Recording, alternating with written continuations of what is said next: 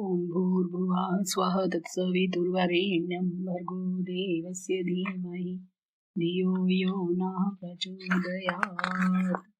अथर्ववेद संहिता भाग 1। अपने आराध्य के चरणों में परम पूज्य गुरुदेव ने जो गुरुतर भार कंधों पर डाला, उनमें अपने वेदों का आज के परिप्रेक्ष्य में बुद्धि संगत एवं विज्ञान सम्मत प्रतिपादन सर्वथा दुसाध्य कार्य था। लोगों के पास योग्यता रहती होगी जिससे वे बड़े बड़े कार्य संभव कर पाते होंगे, पर मुझ अकिंचन के लिए तो यह सौभाग्य ही क्या कुछ कम था कि अपने आराध्य के चरणों पर स्वयं को सर्वतोभावेन समर्पित करने का संतोष प्राप्त हुआ। ओठ कौन सा गीत निकालेंगे, भला बांसुरी को क्या पता, कौन सा राग आलापित होगा यह पता वादक को हो सकता है, सितार बेचारा उसे क्या समझे। वेदों के भाष्य जैसे कठिन कार्य में मेरी स्थिति ऐसे ही वाद्य यंत्र की रही। यदि गायन सुंदर हो तो श्रेय उन्हीं को मिलना चाहिए जिन्होंने इनका भाषानुवाद प्रारंभ में किया और दोबारा करने का आदेश मुझे दिया। कलम मेरी हो सकती है पर चलाई उन्होंने ही। अक्षर मेरे हो सकते हैं, भाव अभिव्यक्ति एकमात्र उन्हीं की है। आज यह सुरभित पुष्प अपने उन्हीं आराध्य गुरुदेव आचार्य जी के चरणों में समर्पित कर स्वयं को कृत्य हुआ अनुभव करती हूँ। जिन मनुष्यों के ग्रंथ हमने इस अवधि में पढ़े, उनसे कुछ दिशा बोध मिला। उनका तथा जिन्होंने इस गुरुतर कार्य के संकलन से प्रकाशन तक में सहयोग दिया, उनका मैं विशेष रूप से आभार मानती हूँ। आशा करती हूँ कि इस सृजन से अपनी संस्कृति और इस महान देश की विराट बौद्धिक, आत्मिक तथा आध्यात्मिक संपदा गौरवान्वित होगी। भगवती देवी शर्मा। भूमिका, महत्व एवं उपयोगिता। वेद के प्रत्येक विभाग की तरह अथर्ववेद की अपनी कुछ ऐसी विशेषताएं हैं जिनके आधार पर अनेक वेदज्ञ उसे अतुलनीय मानते हैं। वेद की अन्य शाखाओं में अपनी अपनी विशिष्ट दिशाएं हैं, किंतु अथर्ववेद तो अपने अंक में मानो जीवन की समग्रता को समेटे हुए है। सृष्टि के गूढ़ रहस्यों, दिव्य प्रार्थनाओं, यज्ञीय प्रयोगों, रोगोपचार, विवाह, प्रजनन, परिवार, समाज व्यवस्था एवं आत्मरक्षा आदि जीवन के सभी पक्षों का इसमें समावेश है।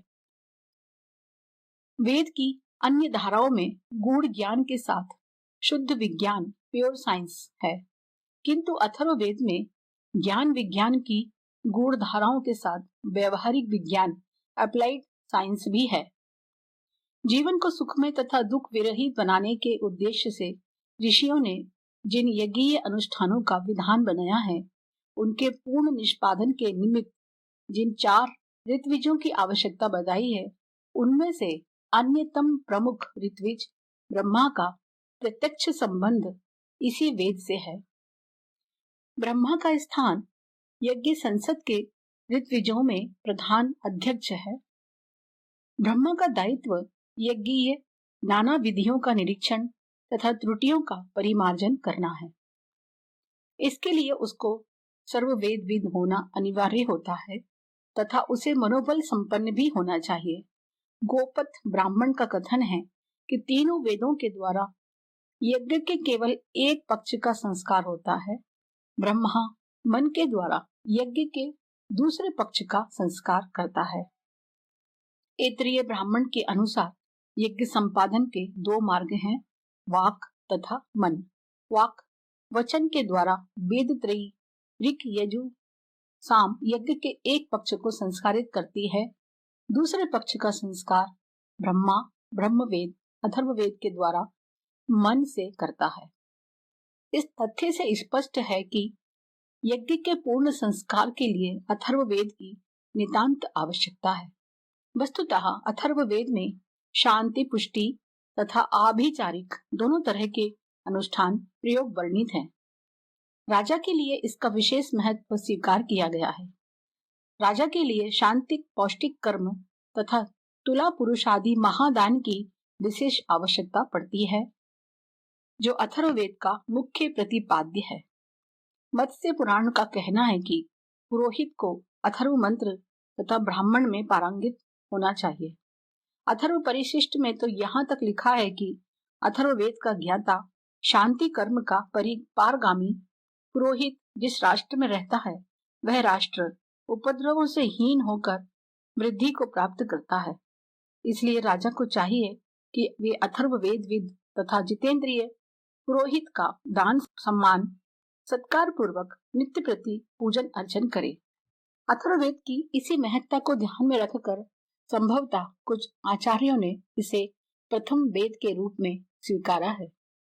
न्याय मंजरी कर्ता जयंत भट्ट ने लिखा है, तत्र वेदाश्चत्वारः प्रथमो अथर्ववेदः। न्याय मंजरी पृष्ठ 237 से 238, चौपाई प्रखंड। नागर खंड भी इसे आद्य वेद मानते हुए तर्क देता है कि सार्वलौकिक कार्य सिद्धि में अथर्व ही मुख्य रूपेण प्रयुक्त होता है, इसलिए वह आद्य कहलाता है। ऐहिक जगत के लिए फलदायक होने से भी इसे आद्य कहते होंगे, जबकि अन्य तीनों वेद पारलौकिक फलदायक होने से दूसरे स्थान पर आते हैं। आचार्य सायण ने तो अपने अथर्ववेद की भूमिका में यहाँ तक लिखा है, पारलौकिक फलदायी वेदत्रयी की व्याख्या के बाद अहलौकिक और आमुष्मिक दोनों प्रकार के फल प्रदान करने वाले चतुर्थ वेद अथर्ववेद की व्याख्या करूंगा। अथर्ववेद के अनेक अभिधान नाम वैदिक वाङ्मय में प्राप्त हैं, यथा अथर्ववेद, ब्रह्मवेद, अमृतवेद, आत्मवेद, अंगिरोवेद, अथर्वांगिरस वेद, भृंगवागिरसवेद आदि। अथर्व का निर्वचन प्रस्तुत करते हुए निरुक्त का कथन है, थर्व धातु कुटिलता, थर्व कौटिल्य, गतिशीलता, हिंसा आदि अर्थों में प्रयुक्त होती है। अतएव अथर्व का अर्थ हुआ अकुटिलता तथा अहिंसा वृत्ति से चित्त की स्थिरता प्राप्त करने वाला। अथर्वन का एक अर्थ अग्नि को उद्बोधित करने वाला पुरोहित भी होता है। संभवतः अवेस्ता का अथर्वन अग्नि पूजक शब्द अथर्वन का प्रतिनिधित्व करता है।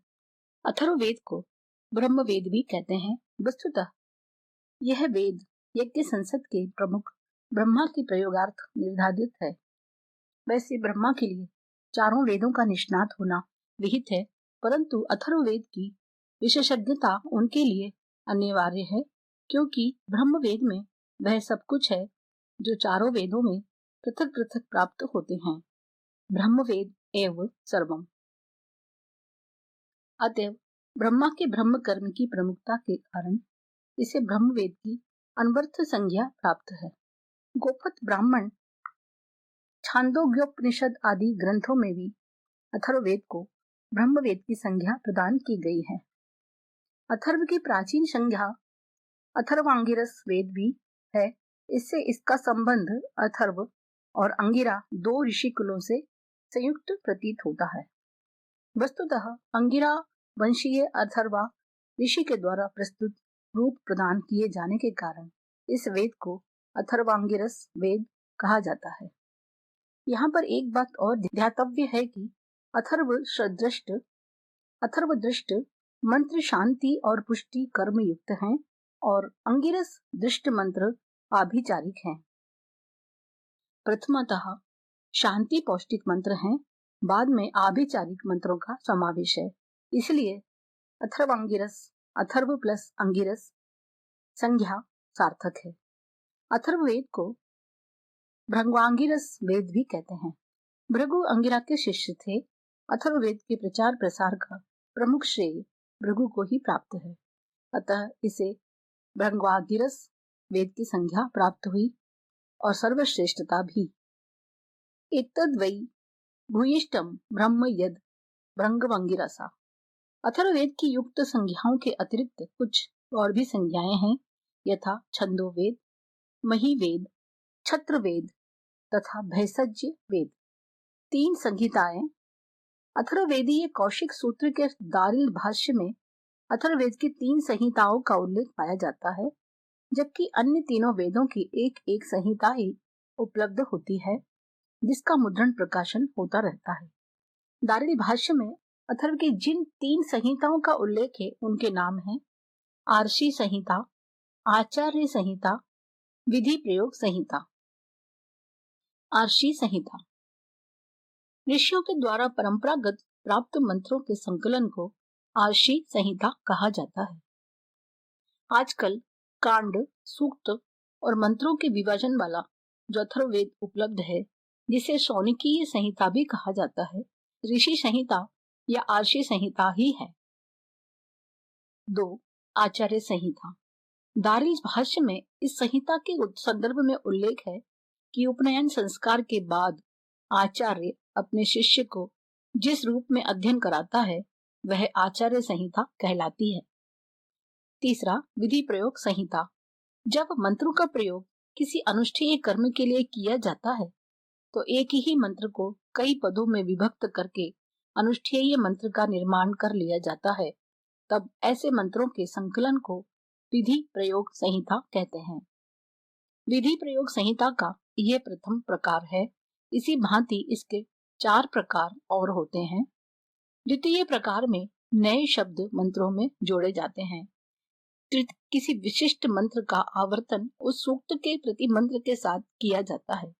इस प्रकार सूक्त के मंत्रों की संख्या द्विगुणित हो जाती है। चतुर्थ प्रकार में किसी सूक्त में आए हुए मंत्रों के क्रम को परिवर्तित कर दिया जाता है। पंचम प्रकार में किसी मंत्र के अर्ध भाग को ही संपूर्ण मंत्र मानकर प्रयोग किया जाता है। निष्कर्षतः हम कह सकते हैं कि आर्षी संहिता मूल संहिता है, आचार्य संहिता उसका संक्षिप्तीकरण रूप है और विधि प्रयोग संहिता उसका विस्तृतीकरण रूप। अथर्ववेद का शाखा विस्तार। अन्य वेदों की तरह अथर्ववेद की भी एकाधिक शाखाओं का उल्लेख मिलता है। सायण भाष्य के उपोद्घात, प्रपंच हृदय, चरण व्यूह, व्यासकृत तथा महाभाष्य, पतंजलिकृत आदि ग्रंथों में अथर्ववेद की शाखाओं का उल्लेख पाया जाता है। महर्षि पतंजलि के महाभाष्य में अथर्ववेद की 9 शाखाओं का उल्लेख है। नवधा अथर्वाणो वेदाः। सर्वानुक्रमणी महर्षि कात्यायन ग्रंथ में इस संबंध में 2 मत उद्धृत किए गए हैं। प्रथम मत के अनुसार 15 शाखाएं हैं।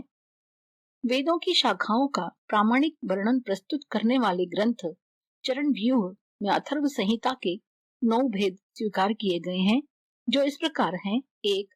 पैप्पल, 2. दांत, 3. प्रदांत, 4. स्नात, 5. सौत्न, 6. ब्रह्मदाबल, 7. शौनक, 8. देवदर्शन और 9. चरण विद्या। आचार्य सायण ने भी अपनी अथर्ववेद भाष्य भूमिका में इसकी 9 शाखाएं ही स्वीकार की हैं, परंतु उनके नाम चरण व्यूह में बताए गए नामों से किंचित भिन्न है। वैसे अधिकांश विद्वानों ने आचार्य सायण द्वारा उल्लेखित नामों को प्रामाणिक माना है। वे इस प्रकार हैं। 1. पैप्पलाद, 2.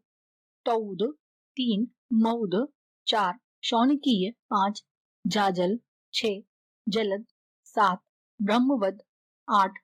देवदर्शी और 9. चारण वैद्य। इस प्रकार अथर्ववेद की कुल 9 शाखाएं प्रसिद्ध हैं, किंतु वर्तमान में 2 शाखाओं से संबद्ध संहिता ही उपलब्ध होती है। अन्य 7 शाखाओं की संहिताएं उपलब्ध नहीं होती। जो 2 शाखाएं उपलब्ध हैं उनमें भी एक शौनक संहिता ही आज की प्रचलित संहिता है। दूसरी पैप्पलाद संहिता यदा कदा किसी पुस्तकालय में ही दर्शनार्थ उपलब्ध होती है, पठन पाठन हेतु नहीं। इस प्रकार प्रमुख उपलब्ध संहिता शौनकीय ही है। इसके तथा अन्यों के विषय में उपलब्ध संक्षिप्त जानकारी प्रस्तुत है। नंबर 1. पैप्पलाद संहिता। प्रपंच हृदय नामक ग्रंथ में इस संहिता की उपलब्ध जानकारी उपनिबद्ध है। उसके अनुसार इस संहिता के आदि मुनि प्रसिद्ध अध्यात्मवेत्ता पैप्पलाद जी हैं। 20 कांडात्मक इस संहिता की एकमात्र प्रति कश्मीर में उपलब्ध हुई, जो शारदा लिपि में थी, जिसे कश्मीर नरेश ने प्रसिद्ध जर्मन विद्वान डॉक्टर राथ को 1885 में उपहार स्वरूप प्रदान की थी। उसी की फोटोकॉपी 3 प्रति में सन 1901 ईस्वी में डॉक्टर राथ महोदय ने छपाई थी। महाभाष्य के अनुसार इस संहिता का प्रथम मंत्र शन्नो देवी रभिष्टय आपो भवन्तु पीतिये शम योरभ्यस्त्रवन्तु नः है। छांदोग्य मंत्र भाष्य में भी इसी मंत्र को पिप्पलाद संहिता का प्रथम मंत्र स्वीकार किया गया है। शन्नो देवी अथर्ववेदादि मंत्रो अयम पिप्पलाद दृष्टया। आजकल की प्रचलित संहिता शौनक में यह मंत्र प्रथम कांड के षष्ठ सूक्त के पहले मंत्र के रूप में उपलब्ध है। शौनक नंबर 2 शौनक संहिता गोपथ ब्राह्मण तथा आजकल की प्रचलित अथर्व संहिता इसी शौनक शाखा की ही है।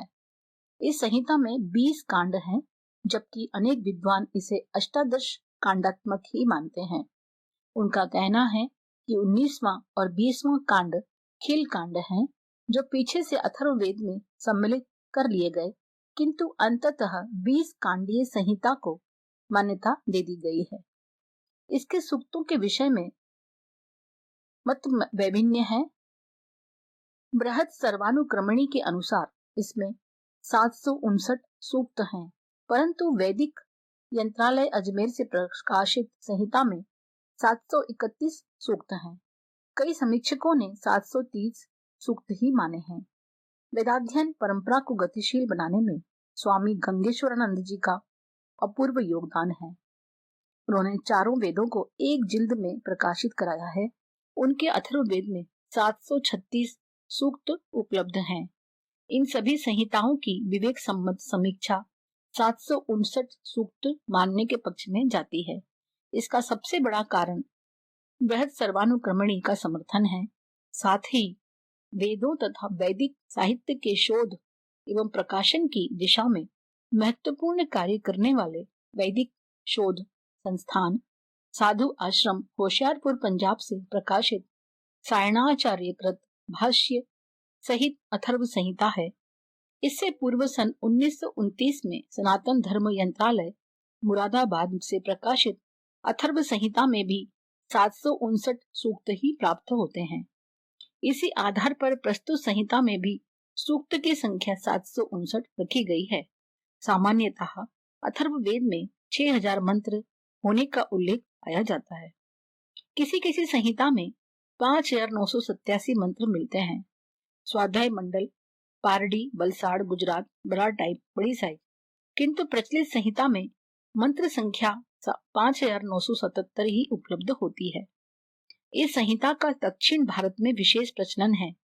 आचार्य सायण का भाष्य भी इसी संहिता पर उपलब्ध है। अथर्ववेद की अन्य संहिताएं अथर्ववेद की उक्त 2 प्रमुख संहिताओं के अतिरिक्त जिन अन्य 7 संहिताओं शाखाओं का उल्लेख मिलता है, वे नाम मात्र के लिए ही हैं। मौद संहिता का उल्लेख महाभाष्य तथा शाबर भाष्य में मिलता है। अथर्व परिशिष्ट में मौद तथा जलद शाखा वालों को पुरोहित ना बनाने के रूप में उल्लेख मिलता है। वहां इनसे राष्ट्र के विनाश की आशंका व्यक्त की गई है। अथर्व की अंतिम शाखा चारण वैद्या के विषय में कौशिक सूत्र की व्याख्या तथा अथर्व परिशिष्ट 22.2 से कुछ जानकारी मिलती है। वायु पुराणानुसार इस संहिता में 6026 मंत्र थे, परंतु इस संहिता की कोई प्रति उपलब्ध नहीं। अन्य शाखाएं तौद, जाजल, ब्रह्मवद तथा देवदर्श केवल नामतः प्रसिद्ध हैं। उनका कोई प्रमाण प्राप्त नहीं होता।